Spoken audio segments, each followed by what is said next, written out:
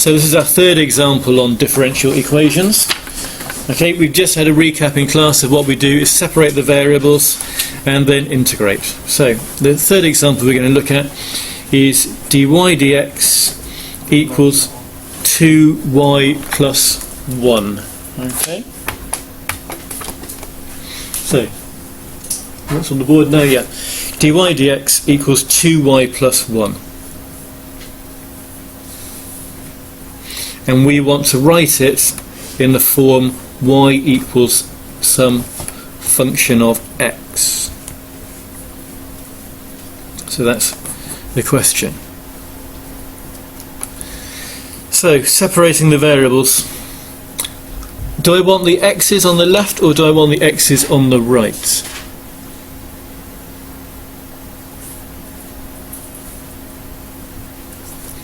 If you look at the bit with the dy and dx on, you don't really want any of those bits on the bottom. So keep the dy where it is, move the dx to the other side, and it's no longer on the bottom of a fraction. So what else have I got to move somewhere? 2y. The 2y plus 1, move that as one unit down here.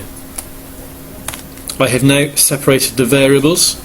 So my next step is to integrate, which just means putting an integral sign in front of both bits. Well, let's look at both of these bits. Let's look at the bit on the left here.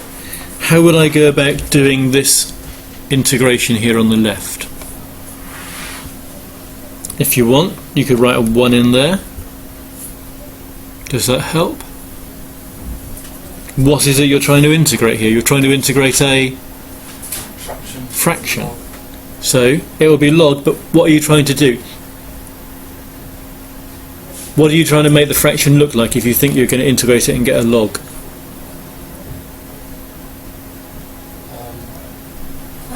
Differential on the top. Yes. You need the derivative of the bottom on the top. So you put a 2 there, then it will work. But if I've put a 2 there, what else do I need to do? Half outside. Half outside, yeah. Okay. Now the derivative of the bottom is on the top, so that integral is log of what's on the bottom, and that half must still be there as well. Now on the right hand side, I've got the integral of, well, what number can I put in between the integral sign and my dx? 1. And when you integrate 1 with respect to x, you get x. I finish my integrating, I'll put a plus c there. Now we've got to write this as y equals something, so we need to get the y as the subject of this.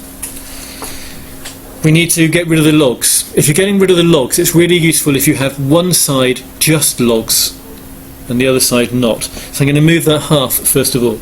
If I move that half to the other side, where I double the other side, are you happy that I've just doubled the other side? No. I've doubled the x, I haven't doubled the c. Does that matter? The c is just some number. So this c here and this c here are going to actually be different numbers, but you don't normally bother doubling it. If it was a one with like specific limits or something. Remember, if you had limits, we wouldn't have the plus c, so it wouldn't matter. Okay, but if there were any x's involved, we would have to. But if you think of just c as just some number, now technically that c is going to be different to that c. But we just don't worry about it. It's just some number. We still don't know what it is. It's just still a number. You can do that. So now, if I want to get rid of the logs, what do I do to get rid of logs?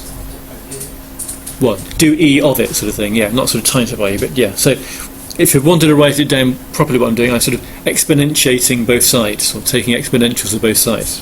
Basically, to get rid of the logs, I just write the left-hand side down without ln in front of it. And what do I write down on the other side? Yeah. e2, that 2x plus c. I have taken exponentials of both sides. Now I want to know what y is. I had to get y as a function of x. So if I want to make y the subject, what's the first thing I'll do? Go on. The 1. Yeah, take the 1, cross to the other side. That's now what 2y is equal to, and divide that by 2, you have what y is. So there we go, we now have y as a function of x, and that's that question done. So this is the 4th example in the set. We've got extra information this time. We've got a value of y when there's a value of x, so this time this is going to lead us to a specific solution. Yep, okay. We will start off, like always, separating the variables. So there's a dy here on the top of the fraction as a numerator. I'll keep it there, which means I'll have all the y stuff on the left of the equals. So that bracket here, that's a multiplying bracket over there, bring down here as a dividing bracket. So I'll keep the 2x plus 1 bracket where it is, and I'll move the dx up there to multiply by it. That's my variables separated. And now what I need to do is to integrate them both. Literally just write the integral sign down. What number could I write in front of the dy here if I wanted to? 1. And if I do that, it makes it clear that in this fraction here that I'm integrating, because if you want you can think of that dy being written over there after it, the numerator is the derivative of the denominator. If you differentiate y plus 2 you get 1 if you're differentiating with respect to y. So the integral of that bit on the left is just, yep, that's exactly right, log of y plus 2. And on the right, this is sort of good old-fashioned year 12 integration, nothing fancy going on. Integrate 2x, you get x squared. Yeah. Integrate 1, you get x. Finished integrating, write your plus c. That's my general solution. Now I've got some information that y is 2 when x is 0.